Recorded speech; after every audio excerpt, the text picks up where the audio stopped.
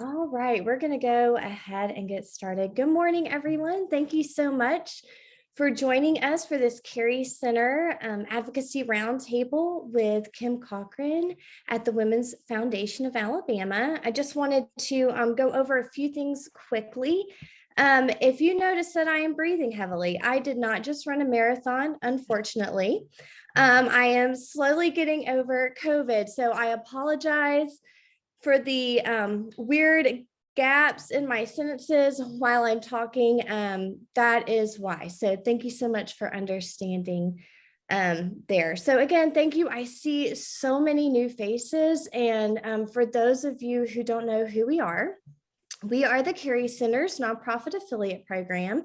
And we are an outreach and academic center with Auburn University's College of Human Sciences. And what we do is provide professional development, capacity building, and networking for nonprofits. And we also help connect students at Auburn University with the nonprofit sector nationwide. And one thing that we have started over the time of COVID, which I can't believe has been 2 years now, is these virtual programs, and they were a hit. So we've decided to keep going with them. And I'm very excited about the program that we have today. I know I say that about everything, and I truly get excited about everything. But so many of you have come to me and asked, hey, how do I advocate best on behalf of my nonprofit? I know there are rules with 501c3s and what can I do and how do I talk to legislators and how do I even go about doing that? Well, I am no expert, but I'll tell you who is. Kim Cochran is. And so we are so thrilled to have her today. And let me go ahead and introduce her. Kim Cochran is the Vice President of External Affairs at the Women's Foundation of Alabama. And a native Kentuckian, Kim fell in love with public policy when she was a young teenager. Inspired while attending a political event with her father, Kim quickly developed a deep passion for advocacy and has spent her career in public affairs. With more than 27 years experience, Kim Cochran is able to take a vision and help make it a reality through sound strategy development. Kim has a strong background in advocacy development, crisis management, government relations, issue campaigns, and media relations, which allow her to intuitively see threads of opportunity that bring others together in a coherent ensemble. While operating her own public affairs practice for more than 16 years, Kim covered a wide range of issue areas for her clients. Prior to owning her company, Kim worked at a public affairs firm in Birmingham, a large public relations firm in Atlanta, and as a legislative aide for U.S. Senator Mitch McConnell for 6 years in Washington, D.C. Kim earned her BA in political science from the University of Alabama, but we won't hold that against her. Respected as a credible voice in decision-making, Kim is a member of the Maternal Mortality Review Committee, appointed by Alabama's state health officer. Kim is married, lives in Birmingham, and has 2 children, one in high school and the other at the University of Alabama.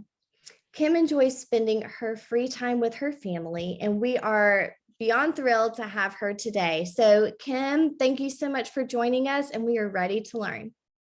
Great. Well, thank you so much, Brittany. I am thrilled to be here. Good morning to everyone. I am Kim Cochran, and as Brittany said, as she introduced me and said I'm the Vice President of External Affairs, I do have to let y'all know that as of this week, I have stepped out of that role, and we have a new Vice President of External Affairs, Rachel Bunning, who graciously let me do this meeting with y'all today.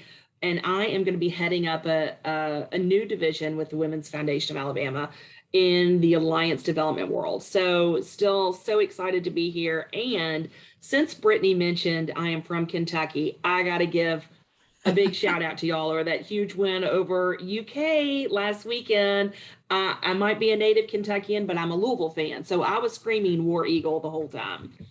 Anyway, my husband looked at me a little funny. He's like, oh my gosh, what's going on? But I am thrilled to be here with y'all today, and really is so excited also to introduce Allen Mattison, a wonderful friend and colleague of the Women's Foundation of Alabama. He is going to be taking over for me about halfway through, or really probably sooner than that, because he is a legal expert in just exactly how far you can go as a 501c3 and still be compliant with laws and regulations governing nonprofits and advocacy. So we are so excited to have him with us today as well.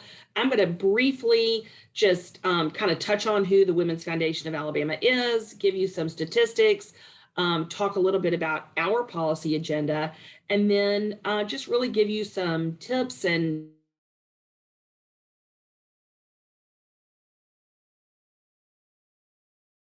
do the scary part now, and that is attempt to share my screen, because I do have a PowerPoint ready.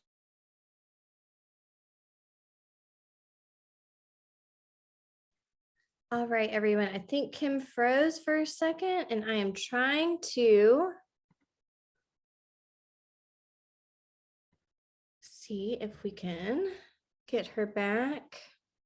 Let's see. I think I hear her. Kim, are you there? I'm here. Yay. Okay. Can you, are you able to share your screen? Let's see. Yes. Okay, perfect. Okay. Here we go. Can y'all see my screen? We sure can. Okay. There we go. So the Women's Foundation of Alabama is the leading voice in the state for women's equity and opportunity. As Alabama's first and only philanthropic foundation solely focused on the unique needs of women, we have a 25-year track record of accelerating economic opportunity for women through philanthropy, research, and advocacy. And I'm just going to kind of touch on these three buckets for y'all quickly. For our philanthropy, we grant make to organizations across the state, funding nonprofits that are growing quality childcare, expanding access to healthcare, funding community colleges so they can follow our model of providing wraparound services to students so they can obtain certificates that will clear the path for in-demand jobs. Our research is all on our website. I would encourage all of you to go there and look at it, but we research the status of women because we know what gets measured gets changed. So we produce research yearly under the name Clearing the Path. Last year, the 2021 Clearing the Path was entitled Strengthening Childcare, Strengthening Alabama. Our 2020 research was on the status of women, and this was a first of its kind, a county by county analysis of the well-being of women in Alabama. Other research, it's all on our website. Please go take a look at it. It's been around workforce and creating gender inclusive workforce policies. So it's all great. And it's really what drives our mission and our advocacy, which is why we're here today. So that was the very quick version of what we do. But what I really want to talk to y'all about today is, see if I can advance these slides, is advocacy. You know, it's the third leg of our stool, and we know that philanthropy is powerful, but alone it's not enough. So we need to change systems to work for women and not against them. In 2018, when Melanie Bridgeforth, our president and CEO, took over for the foundation, she had a long and successful career in government affairs as a lobbyist, and she knew advocacy would be crucial to changing the systems in order to change the trajectory of women in Alabama.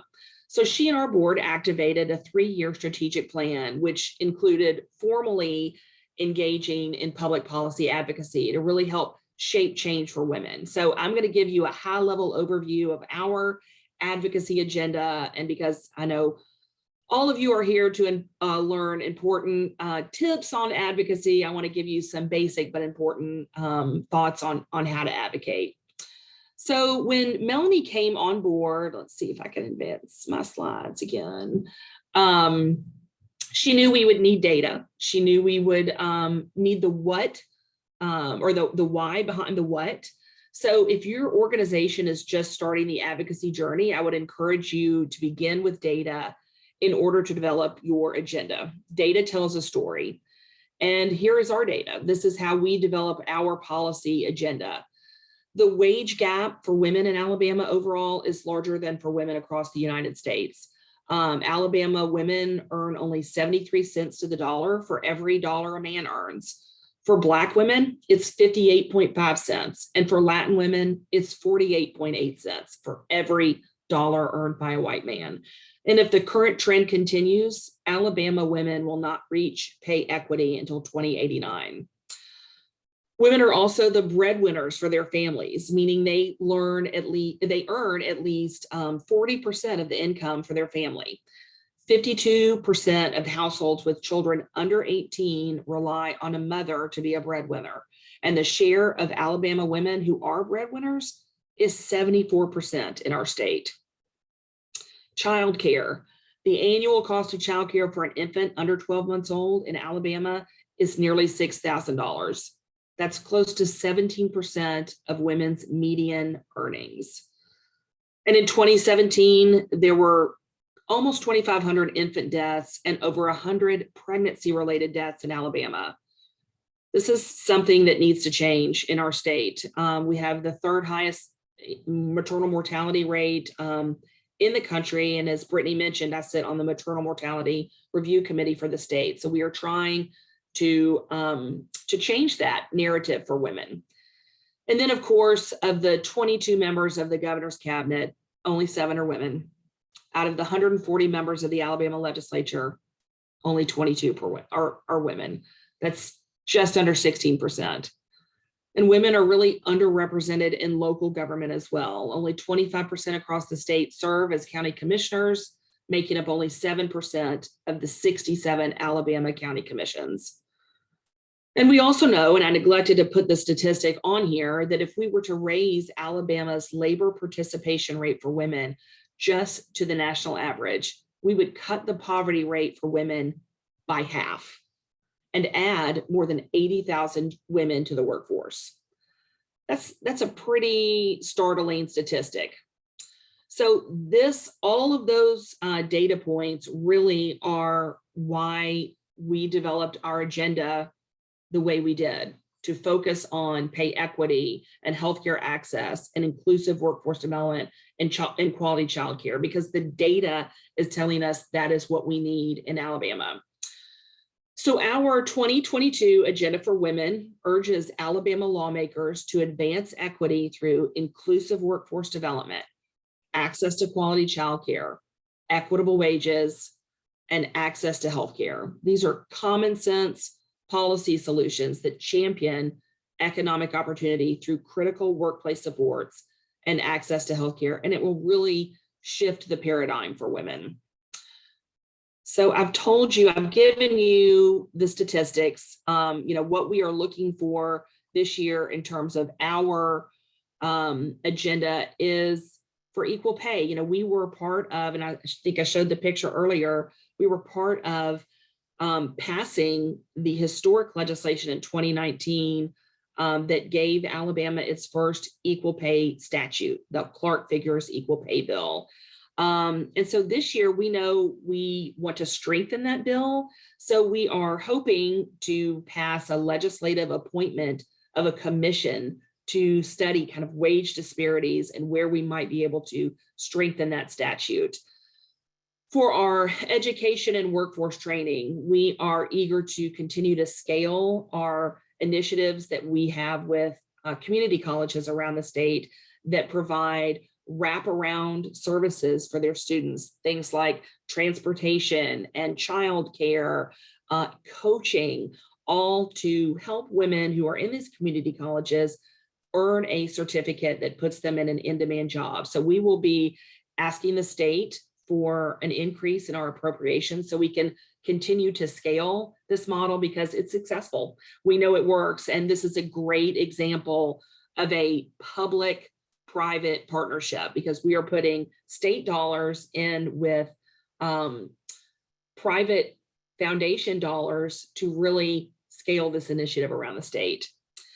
And then for childcare, something that the pandemic has really highlighted over the last 2 years, just the need for childcare. I don't think I've ever heard as many people talk about childcare before, but it really shows just how critical it is that women have access to quality childcare so they can enter and remain in the workforce. So we will be pushing for a state investment, maybe even a state tax credit for quality, accessible childcare. And I'm thrilled to know any of y'all that follow the legislature know that so far in the budget, we have historic state dollars that are going towards childcare this year. This is a huge win, but now we got to keep it in there. So right now, we love that the legislature knows and understands the importance of accessible quality childcare, but we've got to keep those dollars in the budget where they are in order to make that happen and make that a reality for Alabama families. And then, of course, maternal health. We are working so hard right now to extend postpartum coverage for Medicaid expansion. We don't have Medicaid expansion right now in Alabama. I'm hoping that's going to happen, but it remains to be seen. That's an issue that's been around in Alabama for 10 years, as y'all probably are aware. And right now we are very hopeful. I don't want to let the cat out of the bag, but very hopeful that we will see, if not fully expanded Medicaid, at least expansion for postpartum coverage for women. So before I'm going quickly because I want to get to Allen, because I know he's got a lot of great stuff to say, but before we get into kind of advocating 101, let me just give y'all a quick kind of civics lesson on the Alabama legislature. And just to start off, the playing field for women has really never been level, and the pandemic has really shined a spotlight on this truth. But I think it has also presented us with an opportunity as a state and a region, as women, to put our collective institutional influence to work and to work for women. So the Alabama legislature operates in a quadrennium, and that means it operates in a 4-year term. They meet 2 days a week, Tuesdays and Thursdays, and they have committee days on Wednesday. The length of the session is 30 meeting days over a period of 105 calendar days. So it's considered a part-time legislature. And this year is actually the last year of the quadrennium because we have an election in this year in the fall. So the legislators are eagerly trying to kind of get through their business so they can wind up the session a little earlier than typical, so they can get back to their districts and campaign. We have 140 members of the legislature, 105 in the House, 35 in the Senate. The districts are based on population. And of course, I said earlier, only 16% of our legislature is women. So critical to know kind of what you're dealing with and how, basically the legislature operates. So one of the things I like to tell people is you need to get to know your legislators. You can't really go in and ask for something right off the bat if you never had a conversation with them. So get to know the folks that are representing you. If you don't know who your legislators are, we have a system. You can Google it. You can just Google Alabama legislature, and there is a link there. I should have put it on this slide. I'm sorry I didn't. There's a link there that you can use to put in your address and zip code, and it will tell you who your representative is. So I would encourage all of you to do that. It's super easy.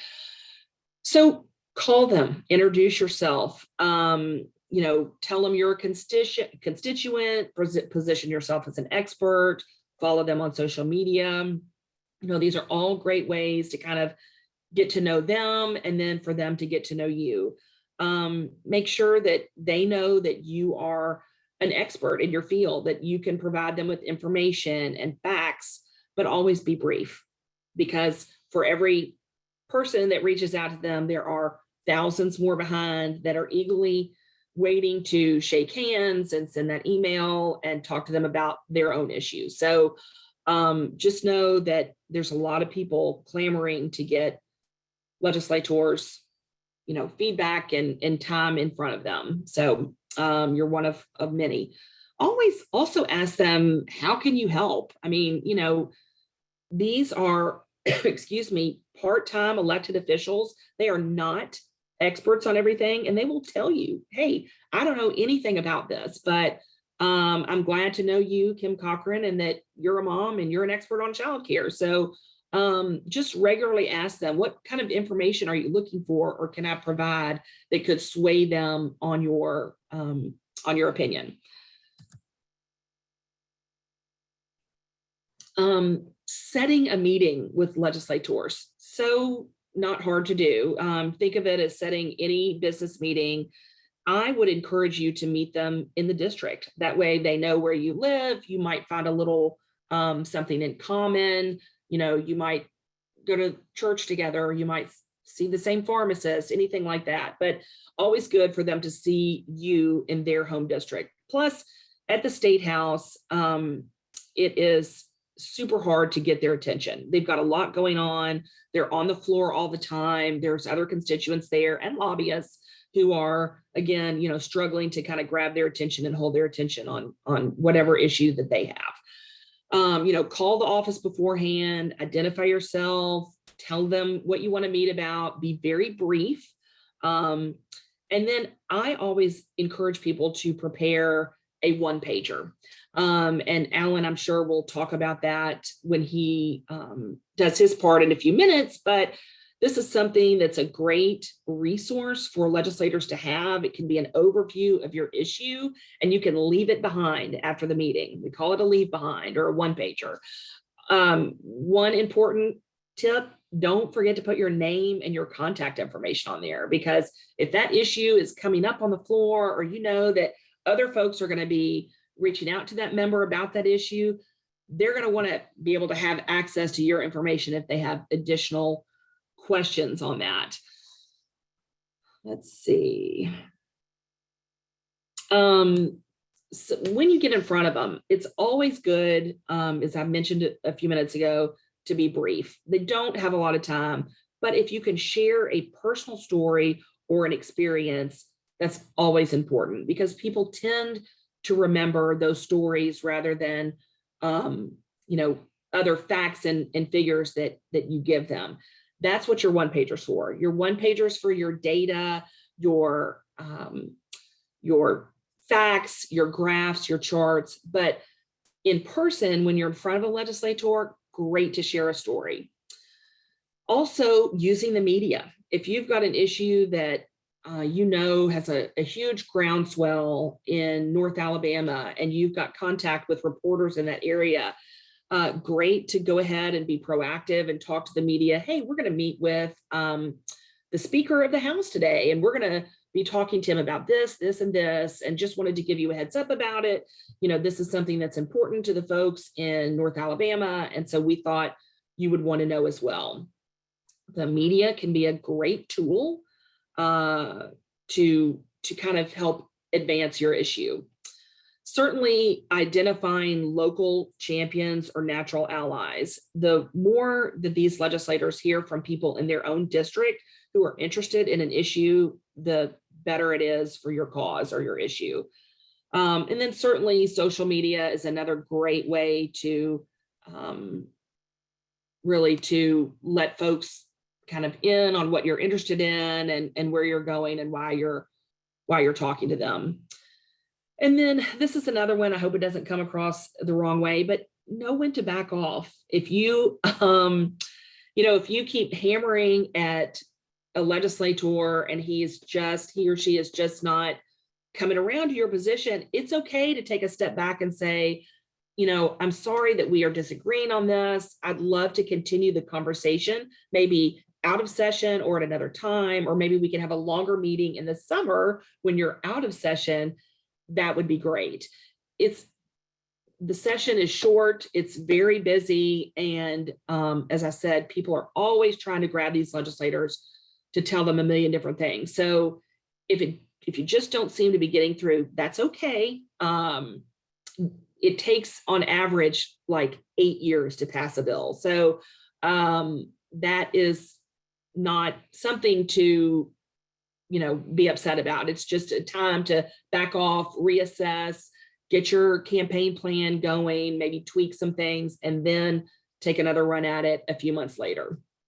And then also, goodness, thank them. Thank them for their time. Thank them for their service to the state. As y'all know, this is not an easy job, and people are angry sometimes when they go to legislators, or they're upset that they don't, they're not interested in every little thing that that you want to talk to them about. That's okay. That's their job, but thank them anyway. Thank them for the time that they are taking to talk to you. And then just quickly, from my perspective, we would love to have everyone on here on this Zoom call today. I know there's a lot of you, and I appreciate y'all being here. Join our community of philanthropists and advocates. I hope you will look at our research and share it, and I hope you will champion policy issues that champion a gender inclusive workforce and economy, because that is our priority for women. And then I want to stop sharing and turn it over to, turn it over to Allen and let him really take it from here and give y'all the legal insight that you need to really take your advocacy to the next level.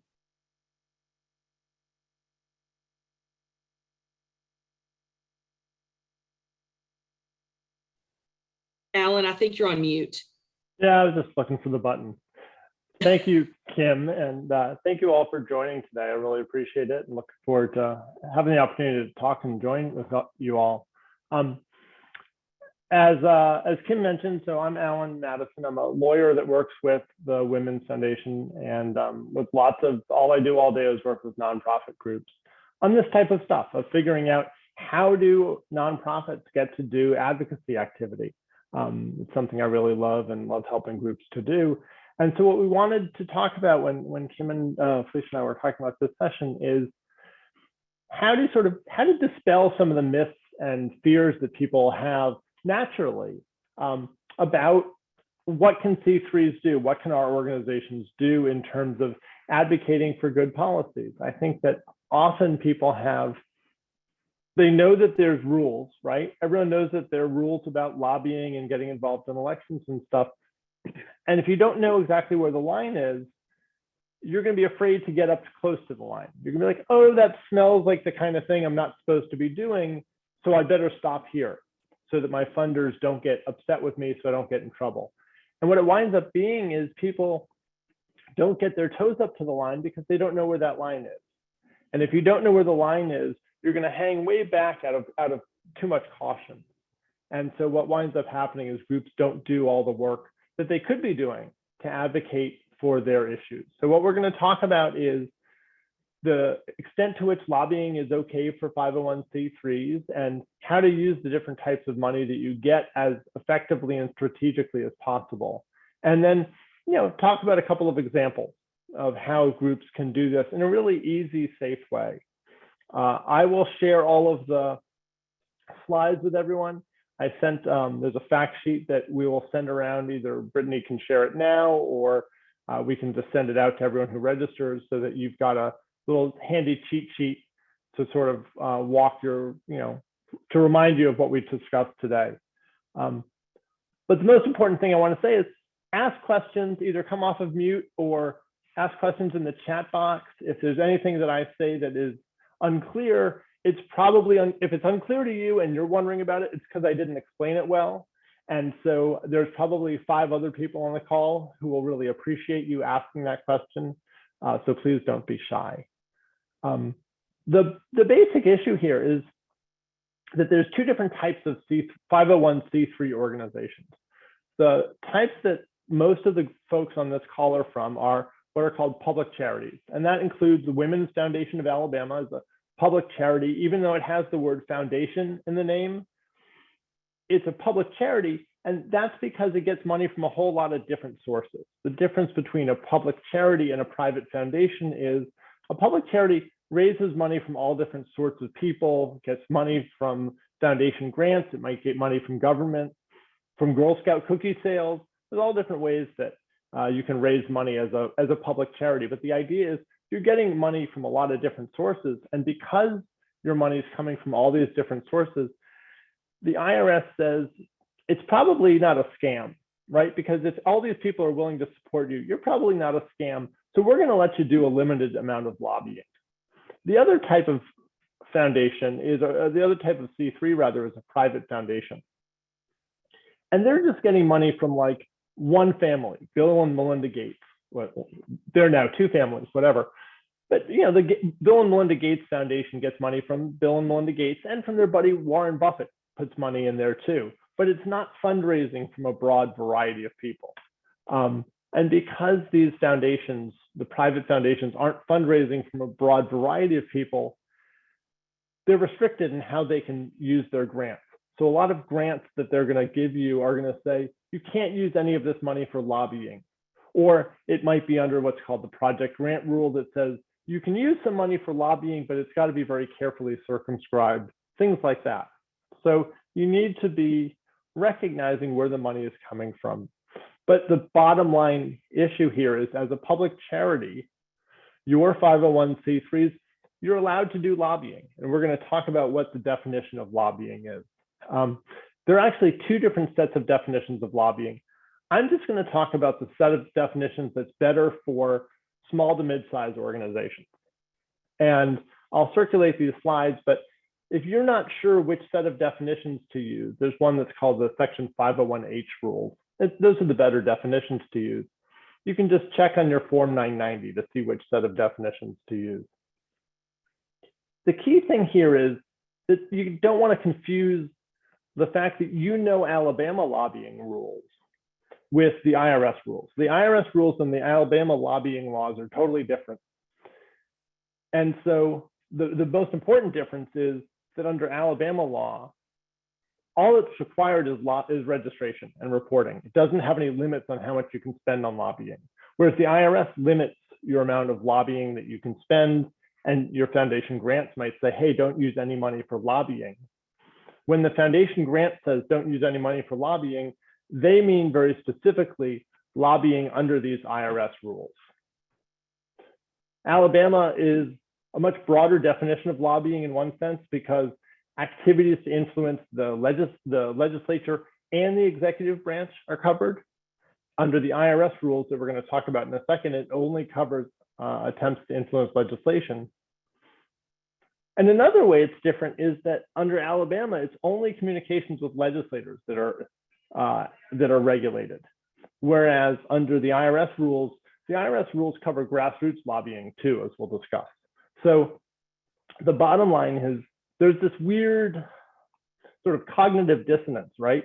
Where you wind up telling Alabama, oh, we did a bunch of lobbying and I have to register and report as a lobbyist maybe.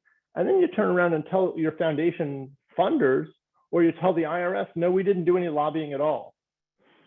And just those definitions just don't align. So you just have to figure out how to make that sort of fit in your head that way.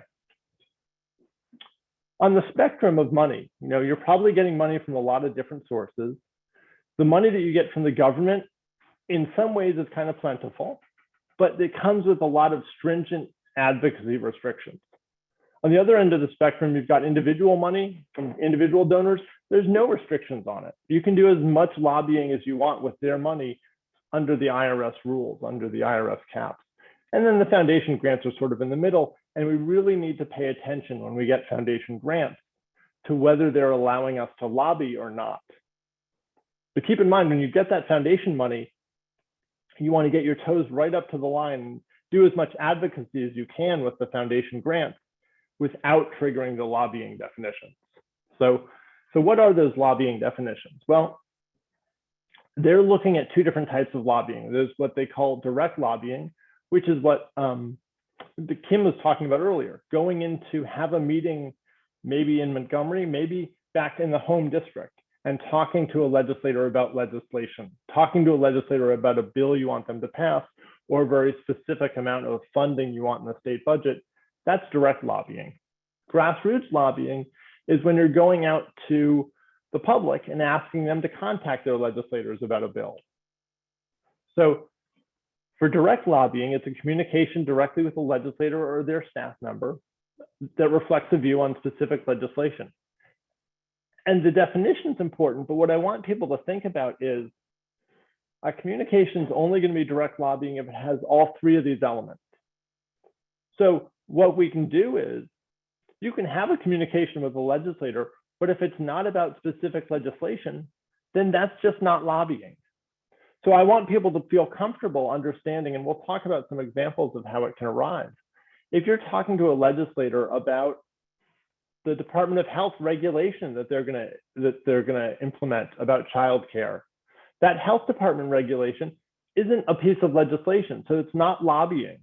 If you say to a legislator, hey, can you weigh in with the health commissioner and get them to write a better regulation for us? Or more importantly, as we'll talk about in a minute, if you're just talking generally to a legislator about the policy issues that impact your life or that impact the life of your constituency or for your organization, that's just not lobbying. But it's really important to educate legislators about these issues so that they'll become champions on them. And then that other type of lobbying is grassroots lobbying, and it's got 4 elements. So again, it's a communication, but this is a communication out to the public. So it could be anything from a tweet to a TV advertisement that reflects a view on specific legislation, and it has to have what the IRS calls a call to action. So if we're doing public communications about legislation, if it doesn't have what the IRS calls a call to action, it's just not lobbying. And so what that means is your C3, your nonprofit, has a ton of ability to talk to the public about legislation and not charge it as lobbying activity. What it means is you can use those restricted foundation grants to pay for communications to the public about legislation if you're thinking strategically about it. And so that's what we're going to talk about in just a minute, is how do we use those restricted foundation non-lobbying grants to push legislation and to advance it in the public without violating that rule where the foundation says, oh, don't use our money for lobbying. But basically, how do you get your toes up to the line? So the key is that 4th prong here. It's a communication to the public about legislation reflecting a view, and it has to include a call to action. And so the definition of a call to action is most obviously asking the audience to contact their legislator. And if it was that easy, we could circumvent this 6 ways to Sunday. So the IRS says also giving people enough of a nudge by saying, hey, Senator Smith is your representative, or Senator Smith's phone number is, giving their contact information, gives people enough of a nudge to want to contact them. Saying that the senator is on the fence, that's enough of a nudge as to, oh, this person's on the fence. I better take time out of my day to contact them, to urge them to vote the right way. Or providing the audience with a form email or petition to contact them, or saying, hey, this person's on the committee that's going to be voting next week. And these are all things that give people a nudge to contact their legislator. Okay, so those are the basic definitions. The definitions are relatively simple. After the call, Brittany's going to circulate a fact sheet with those definitions so everyone has them. But what we really want to think about in terms of using our foundation money and our non-lobbying money as efficiently as possible is, okay, so what's not lobbying? Now that we know those definitions, policy education, what I mentioned, site visits with legislators. As we said, it's a communication with a legislator is going to be lobbying if you're talking about legislation. But if you're not talking about legislation, it's just not lobbying. Public communications where you leave off that call to action, they're just not lobbying.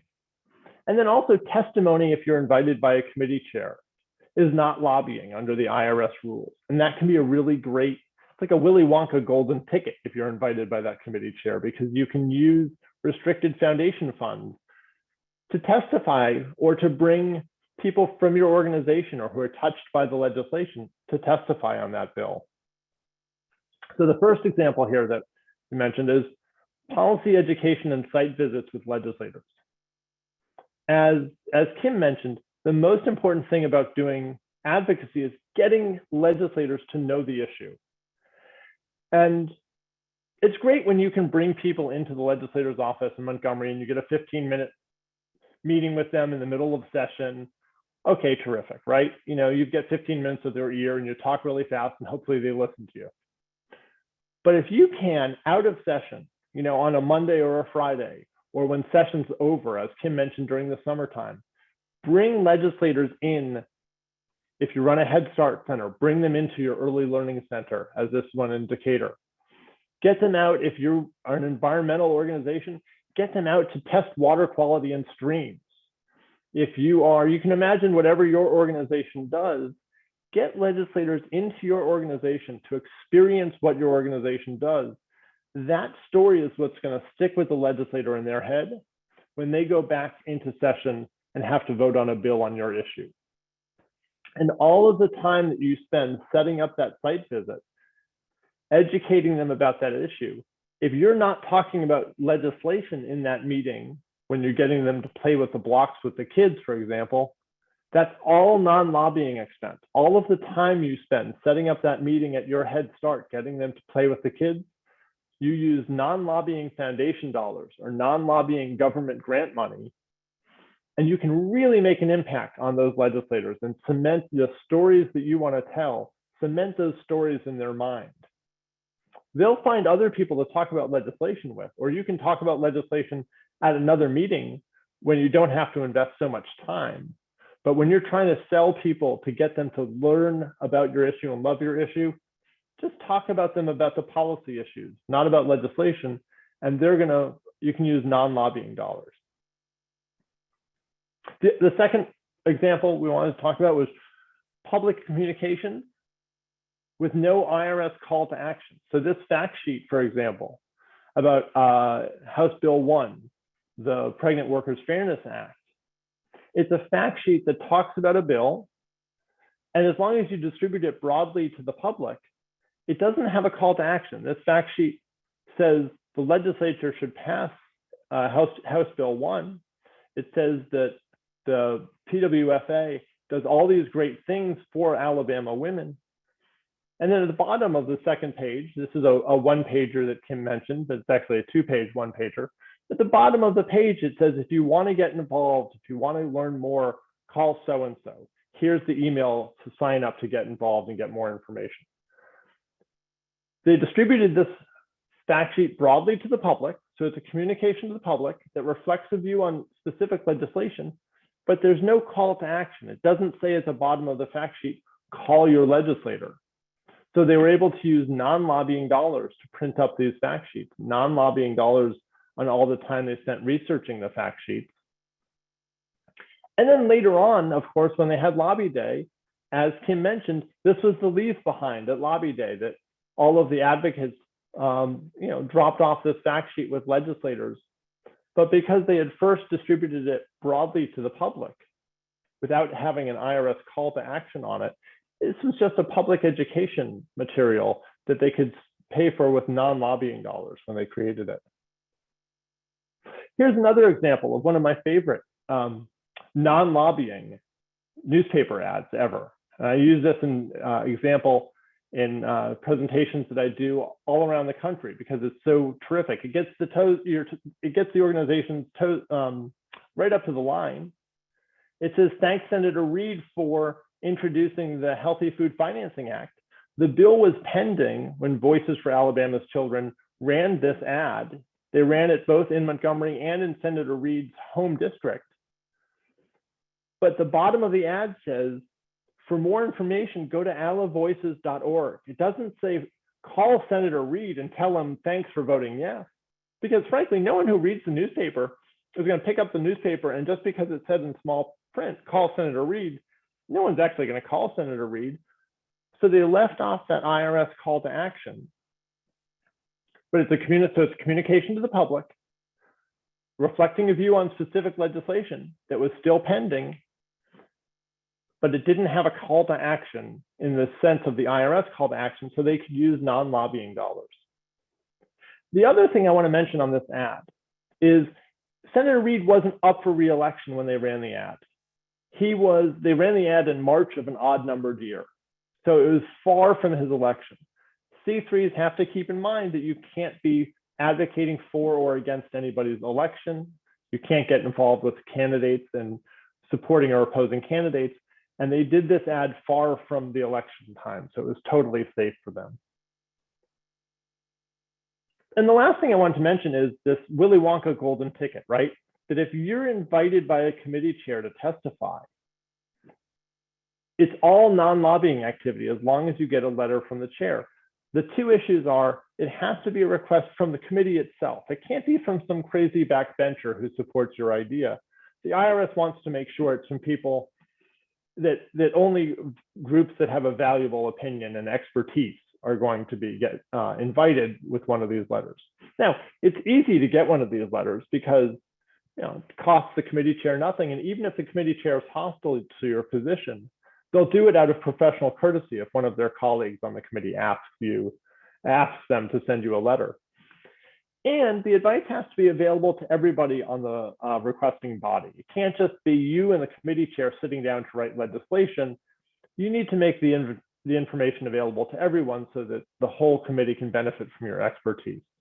But as long as you do that, basically this letter will say, hey, all the time that we need to spend, if we need to hire an expert to help us write this, if we need to pay for somebody's hotel room so that they can stay overnight in Montgomery to testify, maybe it's a mom and a kid who really enjoy Head Start and want to talk about their experience at Head Start and why we need to pass this Head Start bill, or someone who had a tough pregnancy, talking about why prenatal care is so important. You can use non-lobbying foundation money to bring that person down to Montgomery. So those are the key issues I wanted to raise.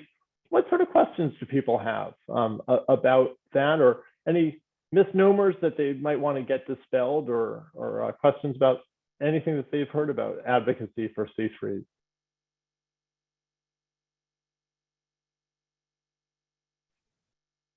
If you have any questions, go ahead and feel free to either unmute yourself, or if you feel a little nervous speaking up, you can put it in the chat and I will ask it for you.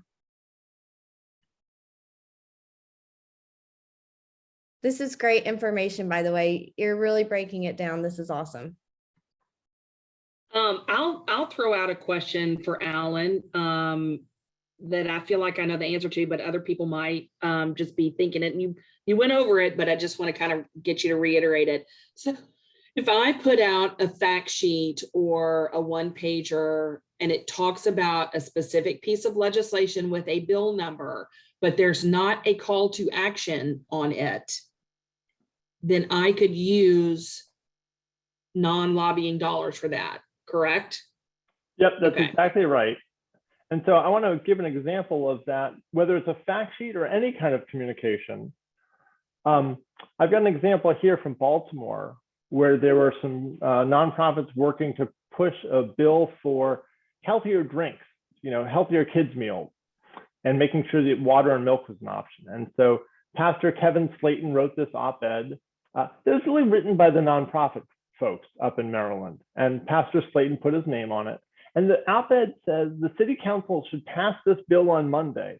The Healthy Kids Meal Bill, it has the bill number. This is going to be really important for our kids. The city council should pass it on Monday. There's no call to action in that op-ed. So all of the time that they spent writing the op-ed counts as non-lobbying dollars. And we all know it takes a long time, or maybe you don't know, but it does take a long time to write an op-ed and to work with Pastor Slayton to get it into his voice, and to work with the newspaper to get them to place it and edit it. So you really want to use non-lobbying dollars strategically. No one who's going to read an op-ed in the newspaper is really going to call a legislator just because it says at the bottom of it, call your legislator. So they use non-lobbying dollars strategically. But the thing that I really loved about this is the next thing they did was they blasted out on social media and on email to everyone that they knew, hey, check out this great op-ed that Pastor Slayton wrote. If you care about keeping kids healthy, call your city council member right now. Here's their phone number, here's their email address. And based on our database, we know what precinct you live on because of your address. So your city council member is so-and-so. She's on the fence. We need you to call her right now at this phone number. The emails took 15 minutes to send, right? The emails and the social media was super cheap in terms of how much time. But we know from the emails and the social media that those are people who already are self-selected to care about our issue. So you're going to have a higher return on investment because you'll have a higher engagement rate with those people. So what they did was they spent all their money, really all the money was spent with non-lobbying dollars to get the op-ed out there. And then they just juiced it with a little bit of lobbying money because they had a call to action on their emails. But just like the example you gave, Kim, where you have a fact sheet that you distribute to the public and later on you use it as a leave behind, same with this op-ed or report or anything else you create. If you distribute it broadly to the public first with no call to action, you can use non-lobbying dollars. And then if you use it for lobbying later on, that's totally fine. It won't turn the underlying expense into a lobbying expense. And those types of action alerts that Allen was just talking about, where they did, blast it out through social media and digital communications, is just a great and potentially very impactful way to spread that message quickly and effectively with the call to action. And it's why it's so important for organizations to build up a big list of supporters, not just for hitting them up with fundraising asks, but when it comes time for advocacy, it's a great way to get people involved. And the best part of it is when you get people involved through advocacy and they feel like they're making a difference in their community, they're also going to be more likely to give money as a donor to your organization because they see your effectiveness. So it all sort of builds on each other. Success builds on success.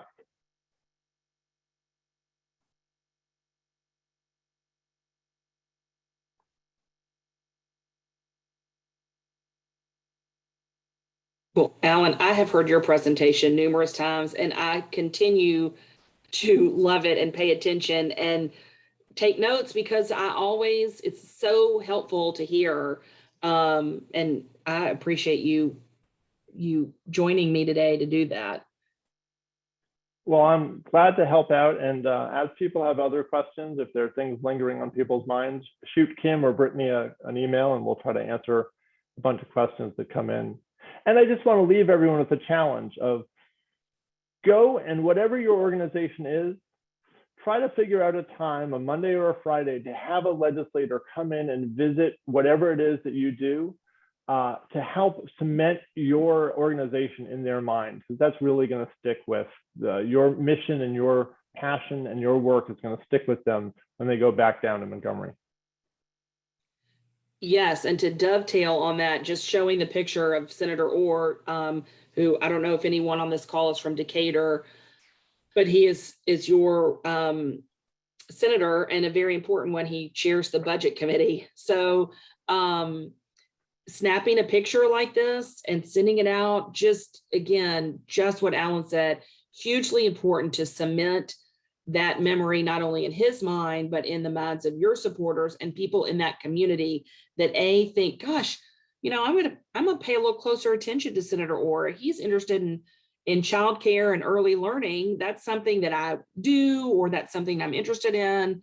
That might be the entree they need to go out and introduce themselves and make that first call and have that first meeting. So just taking pictures and putting it in the media or on social media is so tactically smart. And the last thing I want to say about that is it's not just as Kim said, it helps to make sure that everyone that are your organization's constituents, they now know that Senator Orr cares about the issue. But even more importantly, Senator Orr knows that when he shows up at an early learning center, he's going to get praised. You're going to call the newspaper and invite the newspaper over. You're going to put it on social media.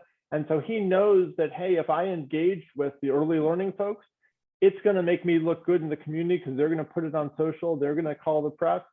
And so he's going to keep coming back. And when then you follow up and say, hey, guess what? We want to do a lobbying visit to talk about the upcoming bill that we want you to sponsor, he's going to be a lot more receptive because he knows that you've been working hand in hand with him.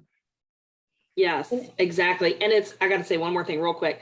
It's also a great way to thank them, which I think I mentioned in my presentation, just always thanking them for their work. And shoot, I lost what I was going to say.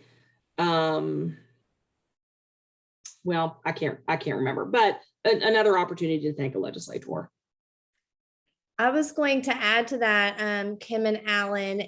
For those of you out there who know, I'm a total policy nerd, and I love this presentation so much. But and y'all got at it. And when I talk to nonprofits about certain things, or friends who are interested in advocacy, one thing I say, this is a perfect example of it, is stroke an ego. Like, it's a perfect way to stroke an ego. You're doing the right things. Thank you so much, especially with writing a thank you. You want them to know that you appreciate it, and they like to be known as, you know, taking care of the children or taking care of your specific issues. It helps them out in their mind as well. So don't be afraid to meet with your representatives and to stroke an ego when appropriate. That's a great point.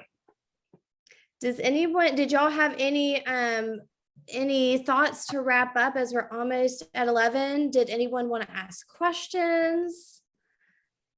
I think everyone is kind of letting it soak in.